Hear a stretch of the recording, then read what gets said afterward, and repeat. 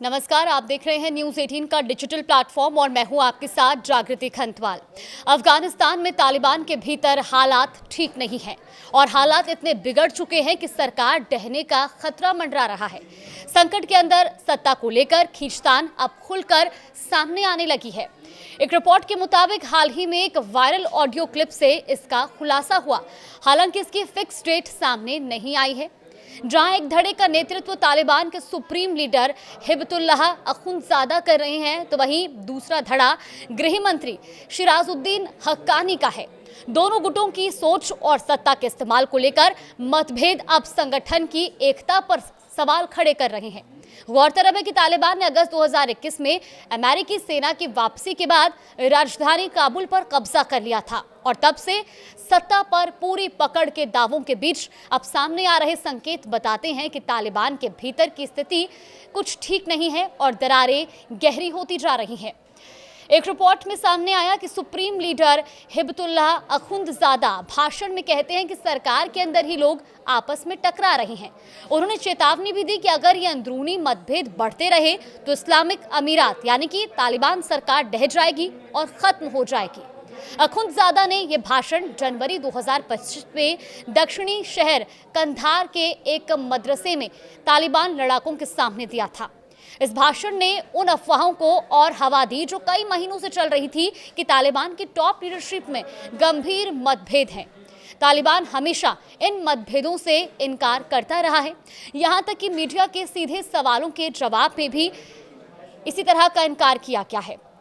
अब इन्हीं अफवाहों के बाद जब एक साल तक जांच की गई तो इस दौरान 100 से ज़्यादा मौजूदा और पूर्व तालिबान सदस्यों, लोकल लोगों, एक्सपर्ट्स और पूर्व डिप्लोमेट से बात की। सुरक्षा कारणों से इन लोगों की पहचान उजागर नहीं की गई।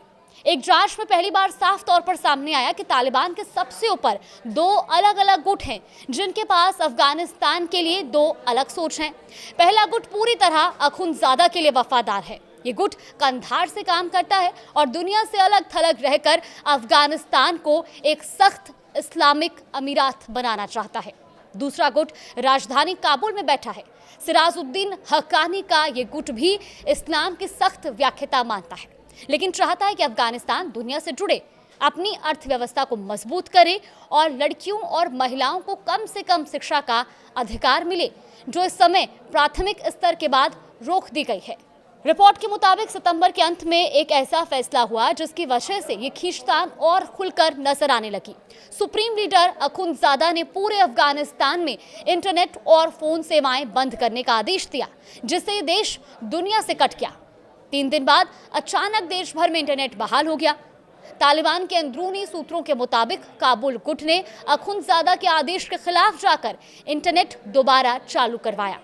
इंटरनेट बंद करने का आदेश बहुत सख्त कदम था। आज के समय में इंटरनेट सिर्फ आम लोगों के लिए नहीं बल्कि सरकार चलाने और कारोबार करने के लिए भी जरूरी हो चुका है। अगर इंटरनेट बंद रहता तो शासन, व्यवस्था और व्यापार दोनों ठप पड़ जाते और इसी वजह से काबुल गुट के नेताओं ने इस बार जोखिम उठाया। वो सीधे प्रधानमंत्री मुल्ला हसन अखुंद से मिलने गए और उन्हें समझाया कि इंटरनेट बंद रखना नुकसानदेह होगा।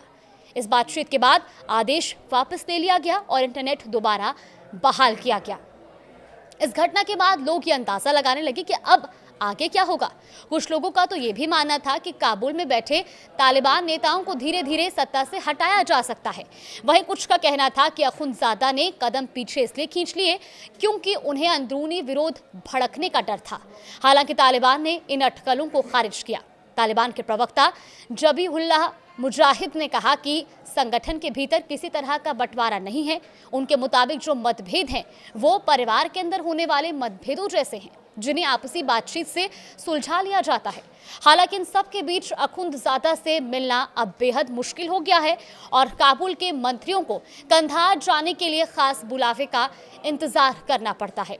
दूसरी तरफ काबुल गुट के नेता दुनिया देख चुके हैं।